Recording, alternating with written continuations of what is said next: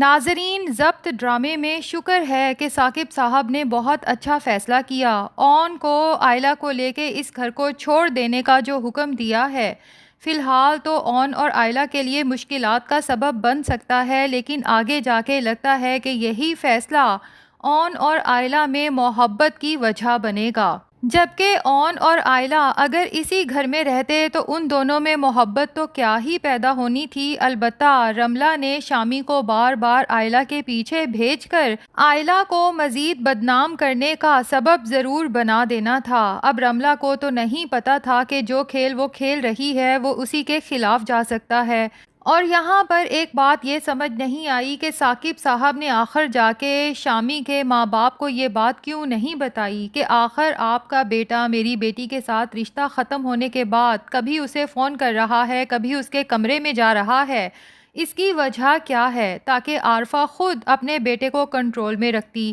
بہرحال ثاقب صاحب کس وجہ سے چپ تھے، شاید آنے والی ایپیسوڈز میں اس کی وجہ پتہ چل جائے۔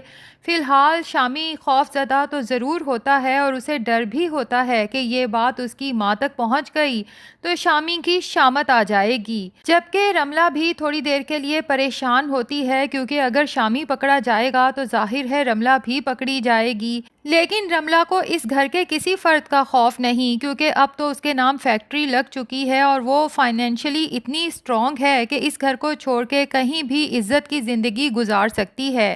رملہ کو اگر کسی کا ڈر ہے تو صرف اون کا، وہ اون کی نظروں میں بری بننا نہیں چاہتی۔ بہرحال ثاقب صاحب کے آرڈر پہ رات کی رات اون اور آئلہ اپنا سامان سمیٹ کے گھر سے نکل جاتے ہیں، جبکہ اگلے دن جب اون اور آئلہ گھر میں نظر نہیں آتے تو شمسہ، زویا اور بی جان تینوں پریشان ہوتے ہیں۔ ایسے میں بی جان آئلہ کے نمبر پہ کال کر کے پوچھتی ہیں کہ آخر وہ کہاں ہے، اور آئلہ روتے ہوئے بی جان کو ساری بات بتا دیتی ہے کہ بابا نے مجھ پر شک کیا اور مجھے گھر سے نکال دیا، حالانکہ میرا کوئی قصور نہیں تھا، شامی خود چوری چھپے میرے کمرے میں آیا تھا۔ بہرحال بی جان بھی اس بات پہ پریشان تو ضرور ہوتی ہیں کہ ثاقب کو ایک دفعہ میرے سے بات کر لینی چاہیے تھی۔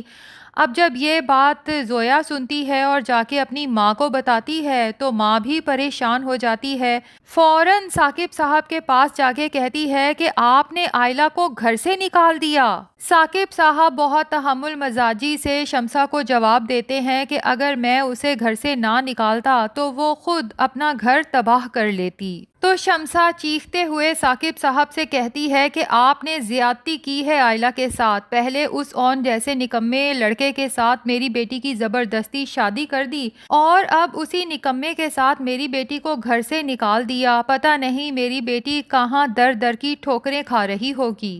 جبکہ ثاقب صاحب شمسہ کو سمجھاتے ہیں کہ زیادتی آئلہ نے خود اپنے ساتھ کی ہے، میں نے نہیں، اور اسے بتاتے ہیں کہ اتنے بھیانک تجربے کے بعد بھی آئلہ کو عقل نہیں آئی۔ جبکہ شمسہ احتجاج کرتی ہے کہ عقل تو وقت کے ساتھ آتی ہے، ابھی ہماری بیٹی کی عمر ہی کیا ہے۔ لیکن ثاقب صاحب مزید کوئی رسک لینا نہیں چاہتے، جب تک آئلہ کو عقل نہیں آ جاتی، اسے اون کی قدر و قیمت کا پتہ نہیں چلتا، تب تک اس کا اس گھر میں داخلہ بند ہی رہنا چاہیے۔ جبکہ دوسری طرف رملہ اور شامی کو تو پتہ ہی نہیں کہ آئلہ پر کیا قیامت گزر گئی۔ بہرحال عارفہ کو جب سروری بتاتی ہے کہ باقی سب گھر کے افراد تو گھر پر ہی موجود ہیں لیکن آئلہ اور اون گھر پر نہیں ہے صبح سے، تو عارفہ یہی سمجھتی ہے کہ شاید بی جان نے ان دونوں کو ہنی مون پر بھیج دیا ہوگا۔ جبکہ رملہ جب یہ سب سنتی ہے اس کا دل تو جیسے کسی نے مٹھی میں جکڑ لیا ہو، وہ کیا کھیل کھیل رہی تھی اور ادھر کیا ہو گیا۔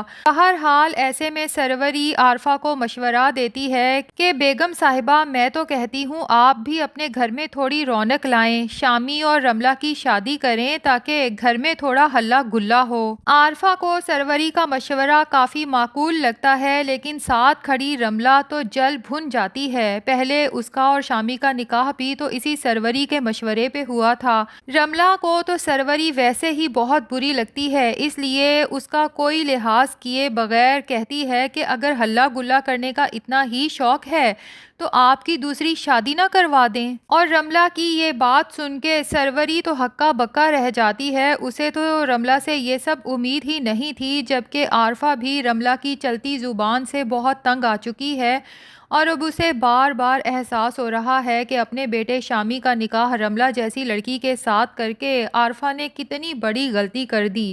اس سے بڑی غلطی یہ کہ اپنے شوہر فاروق کی فیکٹری بھی رملہ کے نام لگوا دی. عارفہ تو سمجھو اپنے دونوں ہاتھ کٹوا چکی ہے، لیکن اب رملہ ایسا زہر بن چکی ہے جو نہ عارفہ اگل سکتی ہے نہ نگل سکتی ہے. دوسری طرف ایمرجنسی میں اون اپنے دوست سے ایک گھر کا بندوبست کرنے کا کہتا ہے تو اس کا دوست ایک چھوٹا سا گھر اون اور آئلہ کے لیے پسند کر لیتا ہے. اب اون جب آئلہ کو لے کے وہاں جاتا ہے تو اس گھر کو دیکھ کے آئلہ کو تو شدید غصہ آتا ہے اور اون سے کہتی ہے کہ یہ کہاں اٹھا کے لے آئے ہو تم مجھے. تو اون بھی اب آئلہ کی بات سے چڑ جاتا ہے اور اسے یاد دلاتا ہے کہ میری یہی اوقات تھی. تو آئلہ اون سے کہتی ہے کہ شادی کرتے وقت تم اپنی اوقات کیوں بھول گئے تھے پھر؟ اون کو بھی شدید غصہ آتا ہے، لیکن غصے میں بھی آئلہ سے کہتا ہے کہ تمہیں لگتا کیا ہے کہ تم مجھے غصہ دلاؤ گی اور غصے میں تمہیں چھوڑ دوں گا؟ تو آئلہ جواب دیتی ہے کہ نہیں، مجھے پورا یقین ہے تم مجھے نہیں چھوڑو گے کیونکہ تم بہت ڈھیٹ ہو. یہ سن کر اون کو بہت افسوس ہوتا ہے. آئلہ سے پوچھ ہی لیتا ہے کہ آخر تمہیں کس بات کا اتنا غرور ہے؟